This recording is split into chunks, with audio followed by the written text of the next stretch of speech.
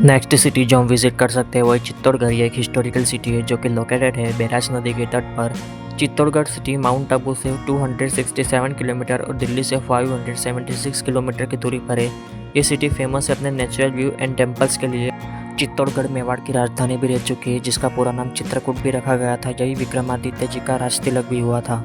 दोस्तों, बात करते हैं कि फेमस प्लेसेस के बारे में, जिसमें नंबर 1 पर आता है मीरा मंदिर। इस मंदिर का नाम प्रसिद्ध कवयित्री मीराबाई की नाम की वजह से रखा गया था। यही बैठकर मीराबाई भजन किया करती थी और यहाँ श्री कृष्ण जी की मूर्ति भी है।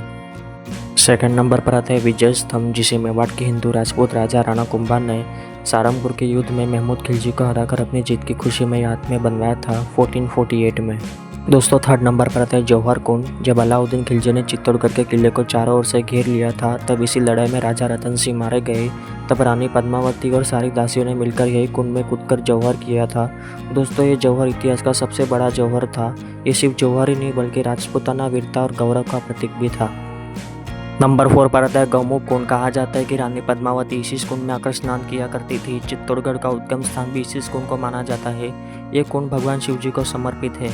नंबर 5 पर आता है जलधारा शिव मंदिर। दोस्तों, ये मंदिर गौमुख कुंड के पास में ही है। यहाँ से हमेशा जल की धारा बहती रहती है और ये जलधारा शिव जी से होकर फिर से गौमुख कुंड में चली जाती है। नंबर 6 पर आता है त्रिमुख शिव मंदिर। दोस्तों, ये चित्तौड़गढ़ का सबसे बड़ा और पुराना मंदिर है। यहाँ पर शिव जी की मूर्ति भी रखी गई है।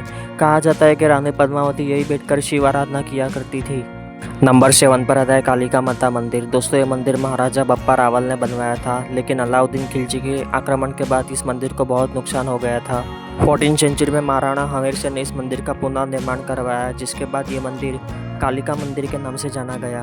इस मंदिर में शिव मंदिर, भैरव मंदिर और अनेक छोटे मंदिर स्थापित किए गए हैं। नंबर 8 पर आता है रानी पद्मावती महल। दोस्तों, रानी पद्मावती इसी महल में रहा करती थी। आज के टाइम पर इस जगह पर एक बड़ा सा गार्डन बनाया गया है।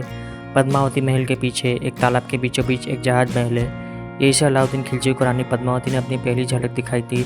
दोस्तों, अलाउद्दीन खिलजी ने रानी पद्मावती को पहली बार इसी खिड़की में से देखा था। यहाँ पर एक बड़ा सा आईना भी था, जिसे अब निकाल दिया गया है और रानी पद्मावती की इसी सुंदरता पर मोहित होकर अलाउद्दीन खिलजी ने इस किले पर आक्रमण किया था। नंबर 9 पर आता है चित्तौड़गढ़ म्यूजियम, जो कि चित्तौड़गढ़ के किले में स्थित है। यहाँ के एंट्री साइड में इस म्यूजियम का नक्शा रखा गया है, जिसमें मीरा मंदिर, कीर्ति स्तंभ, रानी पद्मावती महल, राणा कुंभा पैलेस और जौहर स्थल को दिखाया गया है। यह मॉडल फतेह सागर महल का है, जो कि 2 मंजिला है। इस म्यूजियम में रखे गए सारे हथियारों के बारे में डिटेल्स में लिखा गया है। यहाँ पर लड़ाई में इस्तेमाल किए जाने वाले तलवार, ढाल, बंदूकें जैसे सारे हथियारों को रखा गया है। यहाँ पर चित्तौड़गढ़ के सारे रास्ते को भी दिखाया गया है। नंबर 10 पर आता है सावलिया सेठ मंदिर। दोस्तों, ये चित्तौड़गढ़ के जिले में स्थित हुआ एक मंदिर है, जो कि भगवान श्री कृष्ण जी को समर्पित है। यह मंदिर चित्तौड़गढ़ से 40 किलोमीटर दूर मंडफिया गांव में स्थित है।